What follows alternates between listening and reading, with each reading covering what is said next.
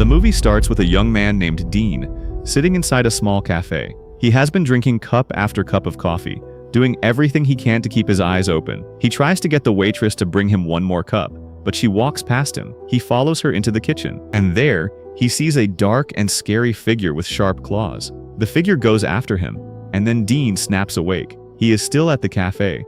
He had only fallen asleep for a second. When he looks down at his hand, he sees real cuts from the claws. Not a dream, real. Dean has been trying his hardest not to fall asleep because every single time he closes his eyes, that same scary figure shows up in his dream and tries to kill him. His friend Chris comes to see him at the cafe. Dean tells her everything, the terrible nightmares every time he falls asleep, the fact that he has not slept in 3 days straight. The bad dreams started when he was a child, but lately, they have been feeling more and more real.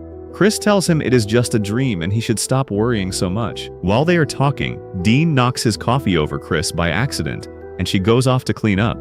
While waiting for her to come back, Dean just cannot hold on any longer. His eyes close. The scary figure comes back in his dream, and this time, it kills him. In the real world, it looks like Dean has ended his own life.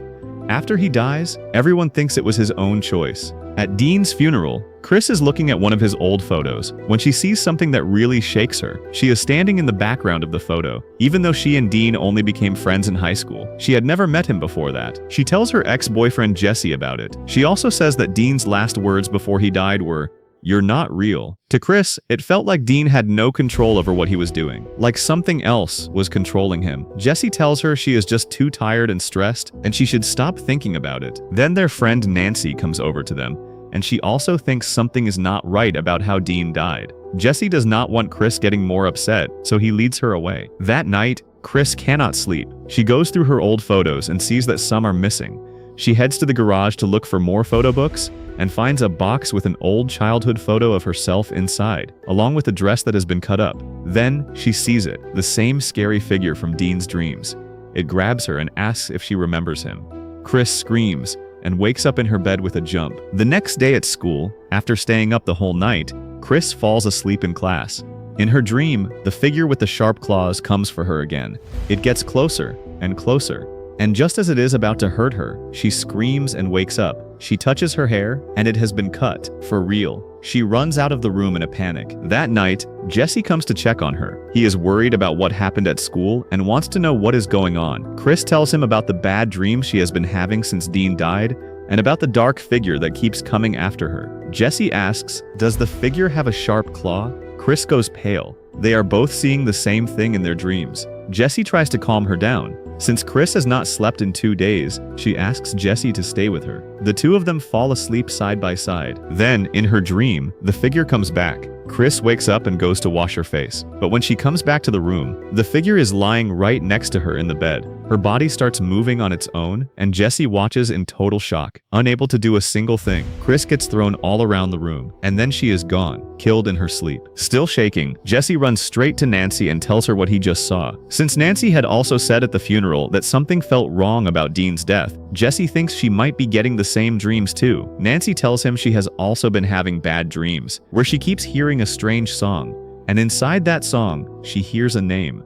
Freddy Krueger. Now they have a name for the thing that has been coming after them, the thing that has already killed 2 of their friends. Jesse tells Nancy not to fall asleep. They have no idea who Freddy will go after next, but just as Jesse steps out of Nancy's house, the police are already outside waiting for him. He gets taken in on the thought that he killed Chris. He is locked up, and he does everything he can to stay awake, but his body gives up. He falls asleep and wakes up inside a dark, empty building. 2 small children are staring at him from far away. Then, Freddy Krueger walks out of the dark, his face badly burned, his fingers sharp like knives. Jesse runs, but running does nothing. This is Freddy's world. Freddy controls everything here. Jesse gets caught, and he becomes the next one to die. Meanwhile, Nancy meets up with her friend Quentin, who has been taking pills to stop himself from falling asleep. Just like the others, he has been getting the exact same bad dreams. Nancy cannot understand it.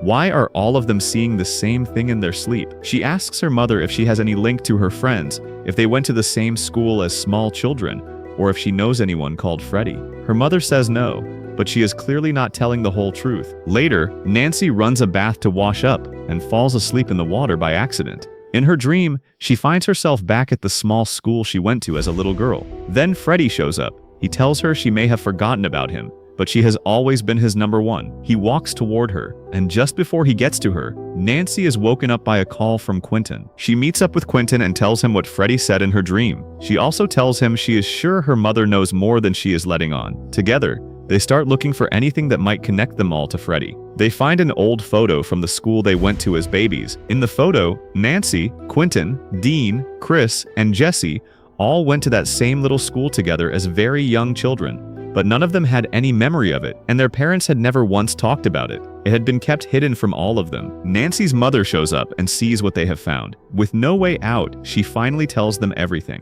When they were all at that little school, there was a gardener there called Fred Krueger. Everyone liked him. The children loved being around him, and he seemed to have a soft spot for Nancy in particular. He was always fun and seemed to be a good person. But slowly, the children stopped talking as much. Their parents started finding marks and cuts on their bodies. The truth came out. Fred Krueger had been hurting the children at the school behind everyone's back. When he found out the children had told their parents, he left the city and never came back. It was the most painful thing those families had ever been through, so all the parents made a decision together. They would never talk about it again. They would never tell the children what had happened. They wanted to wipe that memory out completely. After hearing the truth, Nancy goes online and looks up all the other children who had been at that school. What she finds is terrible. Every single one of them had died in their sleep. Only 2 people from that old photo are still alive: Nancy and Quentin. Meanwhile, Quentin, who has not slept in many days, falls asleep while swimming.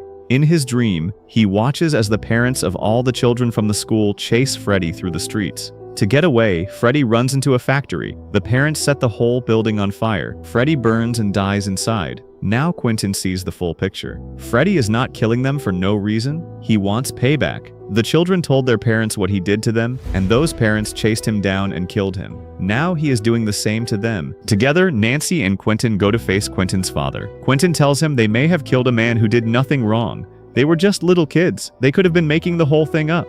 But his father does not back down. We could see the fear in their eyes. Freddy was evil. He got what he deserved. But Quentin is still not sure. He tells his father that when they were children, they said Freddy used to take them to a secret cave that their parents never found, that had always stuck with him. Angry and unsure of what to think, Quentin walks out and goes to a chemist to try to get more pills to stay awake. The chemist says no, telling him any more pills could really hurt him. While waiting for Quentin in the car, Nancy fights to keep her eyes open. She has not slept in days, and her body finally gives in. In her dream, she walks into the chemist shop, and Freddy is standing there waiting for her. He comes after her, but then says something she did not expect. He tells her he is not going to kill her. Not yet. Nancy wakes up and looks at her hand. She is holding a small piece of Freddy's jumper. She pulled it out of the dream and into the real world. Nancy is brought to the hospital for her cuts and injuries. The doctor wants to give her something to make her sleep, but Nancy says no. Quentin quietly takes a wake-up shot from the hospital, something that will keep him from falling asleep. The doctor tells Nancy's mother that her daughter has not slept in days, and if she does not rest soon, it could be really bad for her. When they go to check on her, the room is empty. Nancy and Quentin are already gone. They drive to the little school they all went to as children. Inside, they find the old room that belonged to Freddy, and they find the secret cave he used to take the children to. When they go inside, they find photos that Freddy had taken of the children when they were very small. Seeing those pictures, every last bit of doubt goes away. Freddy was every bit the monster the parents said he was, and now he is coming for the last 2 people left. Nancy thinks of something important. She was able to bring a piece of Freddy's jumper out of the dream world. That means it might be possible to bring Freddy himself out too. But to do that, she has to go to sleep. She tells Quentin the plan. She will fall asleep. The moment she starts to struggle, he has to wake her up. If it works, they can pull Freddy into the real world and end him for good. Nancy closes her eyes, but a few seconds later, Quentin falls asleep too. In his dream, Freddy finds him straight away and hurts him badly.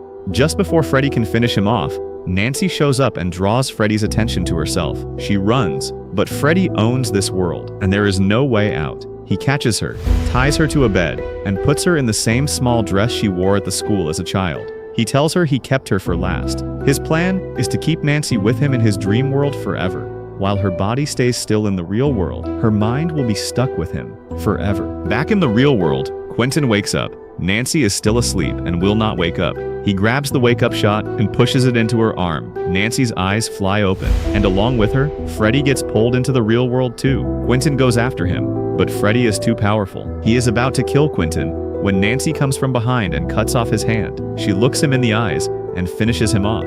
Freddy Krueger is dead. Nancy and Quentin set the whole place on fire and walk out. The fire crew and police show up. Quentin gets taken away in an ambulance. They are both worn out, hurt, and free. It is over. Later, Nancy gets home with her mother. The house is still and quiet. They are safe, or so they believe, because Freddy is still alive. He smashes through the mirror, grabs Nancy's mother, and pulls her into his world. Nancy screams, and the screen goes dark. Thanks for watching. Let us know what you think about this movie down below in the comments. If you enjoyed the video, please leave a like, and make sure to subscribe to the channel for more recaps.